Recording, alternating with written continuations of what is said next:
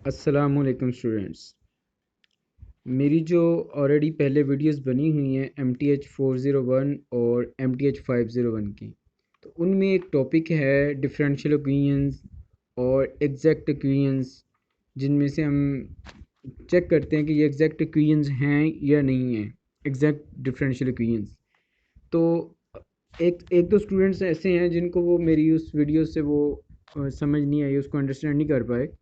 तो उनके लिए मैं अब ये वीडियो बनाना चाह रहा हूँ, ठीक है, जिसमें मैंने differential equations, ordinary differential equations, exact differential equations, linear differential equations और बर्नौली इक्वेशंस, इन चार टॉपिक्स को मैंने समराइज़ किया है ताकि वो इसको अंडरस्टैंड कर पाएँ अच्छे तरह से। ठीक है, तो ये जी, अब हमारा जो फर्स्ट टॉपिक है वो ऑर्डिनरी डिफरेंशियल इक्वेशंस। आपको ये बताता चलूँ कि डिफरेंशियल इक्वेशंस ऐसी इक्वेशंस होती हैं जिनमें डेरिवेटिव्स इन्वॉल्व होते हैं। ठीक है, अब उन डेरिवेटिव्स, वो डेरिवेटिव्स फर्स्ट ऑर्डर भी हो सकते हैं, सेकंड ऑर्डर भी हो सकते हैं, थर्ड ऑर्डर भी हो सकते हैं, व्हाटसएवर। तो आपके सामने मैंने ये एग्जांपल्स लिखी हैं। और ऑर्डिनरी डिफरेंशियल इक्वेशन जो होती है, ऐसी इक्वेशन होती है जिसमें एक या एक से ज़्यादा डेरिवेटिव्स हों, किनके, अननोन फंक्शंस के, विच वी यूजली कॉल, और sometimes if the independent variable is time t, dy by dt, और इस तरह the equations may also contain y itself and known function of x और t।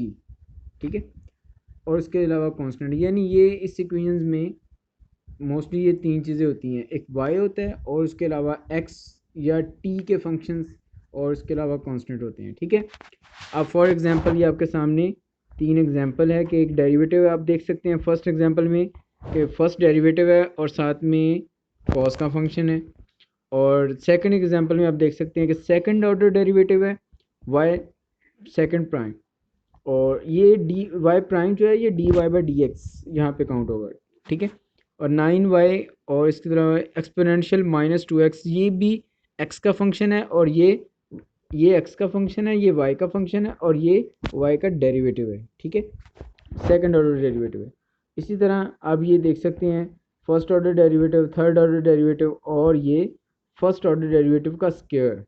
ठीक है, तो ये आपके सामने एग्जांपल्स हैं ऑर्डिनरी डिफरेंशियल इक्वेशंस की। हम इससे नेक्स्ट टॉपिक पे अब चलते हैं, एग्जैक्ट डिफरेंशियल इक्वेशंस। तो स्टूडेंट्स, आपको बताता चलूँ कि जो मैंने यहाँ पे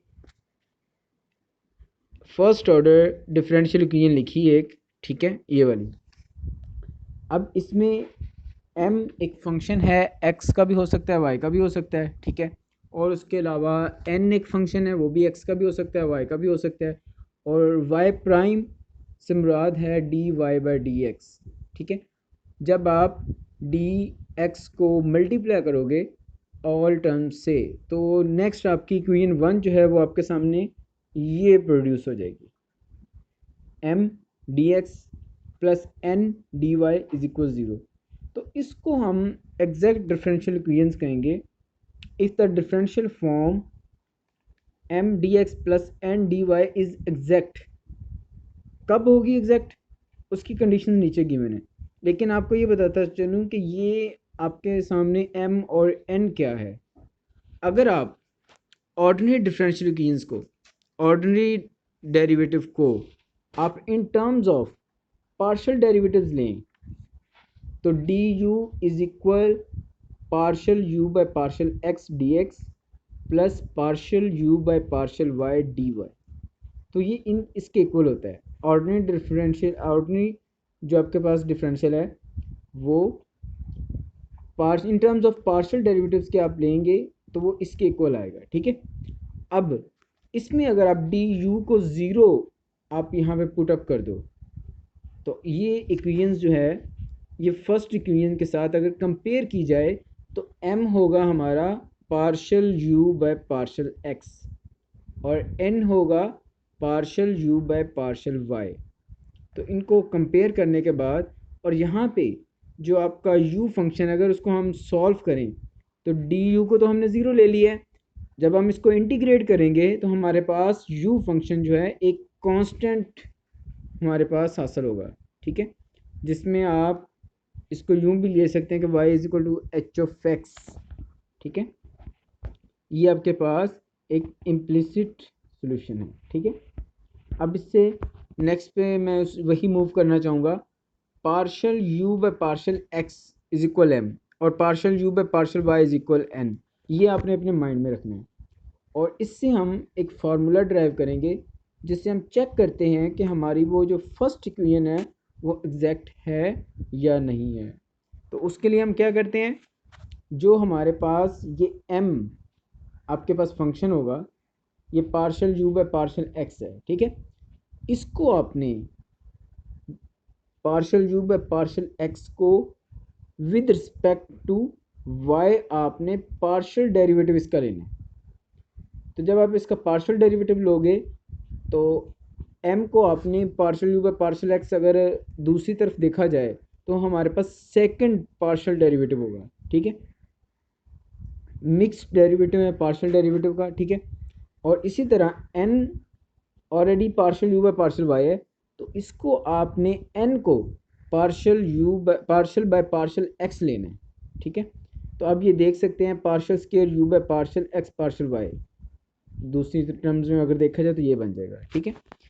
अब अगर इन दोनों का आंसर आपके पास इक्वल आ जाए, इन दोनों का आंसर, तो हम कह सकते हैं कि जो हमारे पास फर्स्ट इक्वेशन है जिसको हमने एग्जैक्ट इक्वेशन कहना चाहा था, तो वो एग्जैक्ट इक्वेशन है, ठीक है। इससे रेलिवेंट एक एग्जांपल है कि ये आपके पास एक एग्जांपल है cos into X plus Y D X, 3y square plus 2y plus cos into X plus Y D Y, ठीक है।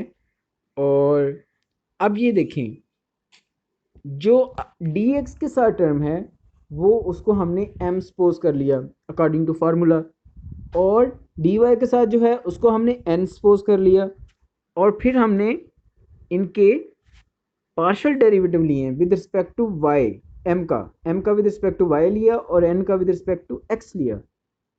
तो जब हम इनके पार्शियल डेरिवेटिव लेंगे तो आप देख सकते हैं कि दोनों इक्वल हैं। तो इससे हमारी जो इक्वेशन है, ये जो 7 इक्वेशन है वो एग्जैक्ट इक्वेशन है। तो ये एग्जैक्टनेस का टेस्ट हमने जब इसको अप्लाई किया तो ये हमारे सामने टेस्ट है, इसको ये प्रूव हो गया। इसके बाद उसका सोल्यूशन हमने फाइंड करना है। उसका सोल्यूशन का ये प्रोसेस है कि u is equal integration of M D X plus K Y, ठीक है। और फिर आप इसको इंटीग्रेट करोगे तो ये इसका आंसर सोल्यूशन आ जाएगा sine into X plus Y plus K Y, K जो है कांस्टेंट कंसीडर हो रहा है यहाँ पे, ठीक है। अब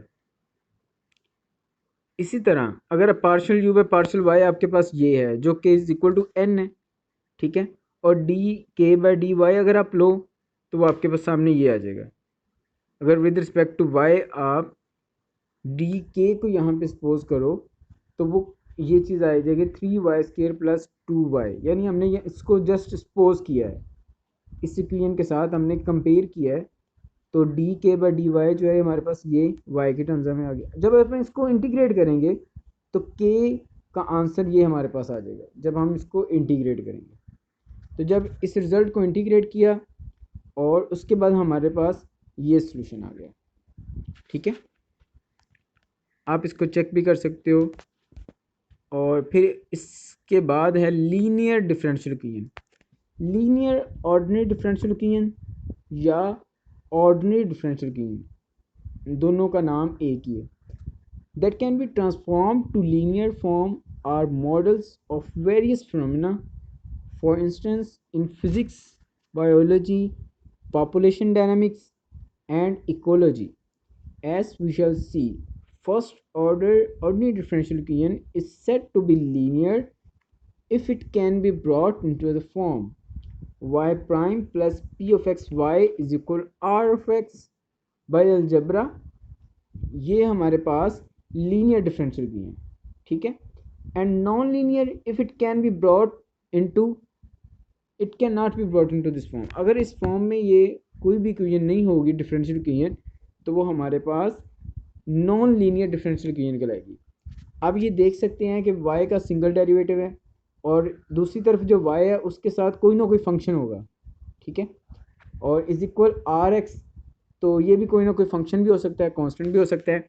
इसी तरह होमोजीनियस डिफरेंशियल इक्वेशन क्या है कि अगर जो आर ऑफ एक्स है एक फंक्शन है यहाँ पे, ठीक है, इस इक्वेशन में उसको आप इज इक्वल टू ज़ीरो ले लोगे तो वो हमारे पास होमोजीनियस लीनियर डिफरेंशियल इक्वेशन होगी। अदरवाइज ये जो फॉर्म लिखी हुई है इक्वेशन नंबर 6, तो ये हमारी नॉन होमोजीनियस डिफरेंशियल इक्वेशन है, तो उसको हमने होमोजीनियस लिखा है तो वो ये आ गई, ठीक है।